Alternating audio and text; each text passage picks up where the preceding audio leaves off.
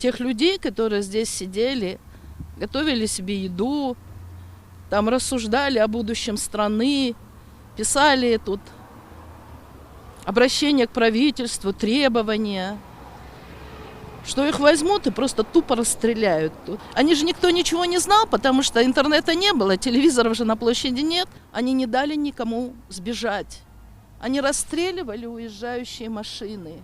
Люди пытались бежать, здесь стояли их машины, они прыгали в эти машины, и их расстреливали в упор, чтобы они не ушли с площади. Это были абсолютно безоружные люди. И когда я утром сюда приехала 7-го, вот эти машины, которые тут стояли и там на въезде, они были все в крови. Они даже не давали забрать раненых. Здесь люди всю ночь бегали вокруг.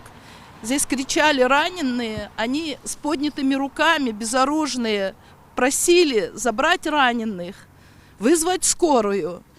Им в ответ только стреляли в них.